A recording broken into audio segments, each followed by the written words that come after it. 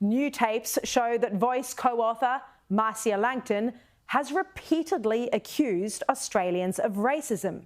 Even in the past 2 months during this Voice campaign, the Indigenous activist has denounced Peter Dutton for what she says is appealing to the 22% of Australians who she claims are deeply racist.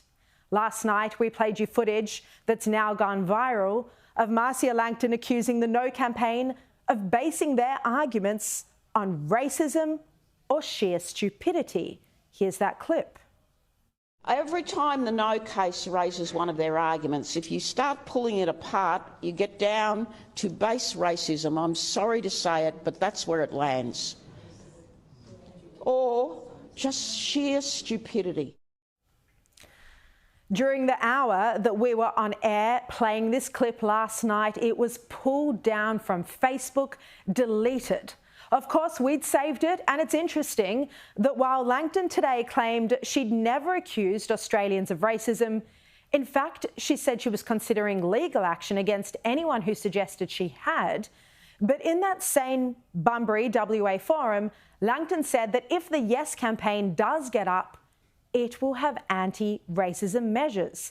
These are new clips from that same speech. You'll only see them here on this program because the speech has now been wiped from the internet. Have a look. If we succeed, big if, I think high on the agenda of the regional and national voice priorities should be anti-racism strategies. This country needs anti-racism strategies. So first, Marcia Langton accused the No campaign of running arguments based on racism or sheer stupidity. And then she said that if the Voice succeeds, if it gets up, it will tackle racism. She says that's what this country needs. Well, Marcia Langton was under a lot of pressure today. This sort of petty name-calling should be above us. I think Australians are sick and tired of being called racist for having an opinion. It sounds as though Marcia Langton's defence of her remarks is that she didn't call No voters racist or stupid, she just called the arguments racist and stupid. Australians, Pete, deserve explanations, not insults. Using that language, whether she's referring to the No campaigners or the population at large, is unhelpful.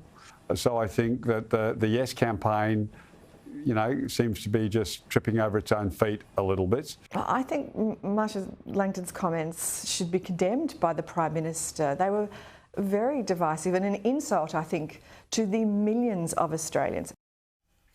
The Australian's Dennis Shanahan said that her comments were the same as Hillary Clinton's deplorable moment ahead of the 2016 presidential election. Remember this moment? You could put half of Trump supporters into what I call the basket of deplorables. Right? The racist, sexist, homophobic, xenophobic, Islamophobic, you name it. Well, Dennis Shanahan writes, will Marcia Langton's dismissal of the referendum no case as either base racism or sheer stupidity be the Indigenous Voices campaign's death knell? He writes, as was Hillary Clinton's dismissal of Donald Trump's supporters as a basket of deplorables in her US presidential election campaign. He says if the referendum fails, there will be fingers pointed to the statements of the Yes supporter and architect of Indigenous voice proposals on Sunday as an emotional turning point, just as was Clinton's dismissal of at least half of Trump's supporters. He writes that in all campaigns, there can be a turning point or an emotional moment when a large body of voters is insulted and repelled and either changing the course of the campaign or confirming a trend. And so, with all this pressure mounting, Marcia Langton went on ABC radio this morning to defend herself. And here's where it gets really interesting. She claimed she had never said Australians were racist, and she even threatened legal action against Peter Dutton for misquoting her. Have a listen. And I don't believe that most Australians are racist. and I'm certainly not a racist, but what I was saying was that the claims made by the No campaign are based in racism and stupidity, and that's a completely different kind of statement altogether. So I certainly was not calling No voters racist, but I was explaining very carefully to the woman who asked me the question how their fear tactics work. Today I will have to go to a lawyer and ask a lawyer to write to Peter Dutton requesting that he remove this post from his Instagram because it is absolutely not true. I deny it absolutely, and as you say, there is a recording of what I said at the Bunbury meeting, and what I said is very clear. So Marcia Langton there threatening legal action, claiming she'd been misquoted and misreported. She said she did not accuse No voters of being racist. Well, it's interesting then that today we managed to find several other examples where Langton has accused Australians of racism. Let's play the tape. First, in July 2023, just 2 months ago, Marcia Langton said Peter Dutton was appealing to 22% of the population who she claims are deeply racist. Have a look. I'm talking about one person and his beliefs, and clearly he is appealing to that 22% of the Australian population who are deeply racist and for some reason irrationally hate Aboriginal and Torres Strait Islander people. Clear as day, Marcia Langton there saying 22% of the Australian population are deeply racist. Then at NAIDOC Week, also in July 2023, Marcia Langton gave a keynote lecture where she said Peter Dutton and David Littleproud, the Nationals leader, were appealing to their racist base. Racist base. Watch. Both Conservative leaders, the Liberal Party opposition leader Peter Dutton and the National Party leader David Littleproud, have committed their parties to advocating a hard no case for the question.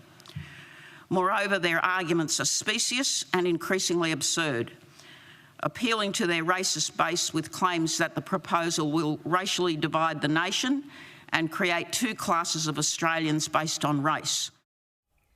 Just last month, in August 2023, speaking about the voice to Parliament, Marcia Langton says that Australians are sometimes not even aware of what racism is and don't realise when they're being racist. Here we go. And then on top of that, you have the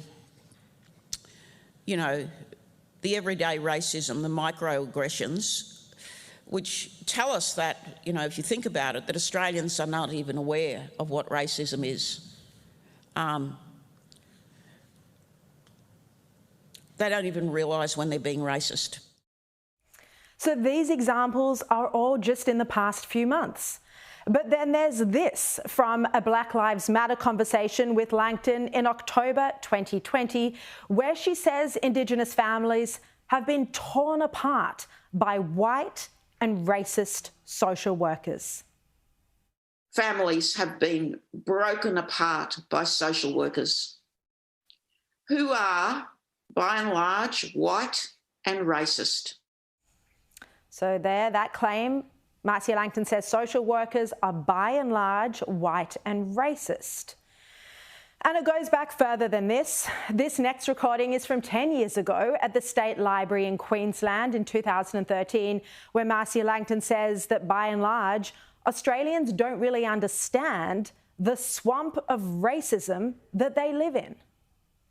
By and large, Australians don't really understand the swamp of racism that they live in. And then this astonishing example, Langton told the Australian newspaper in 2008 that Australia is an extremely racist country. She's literally quoted as saying this. She says, Australia is an extremely racist country. She sighs through a plume of smoke.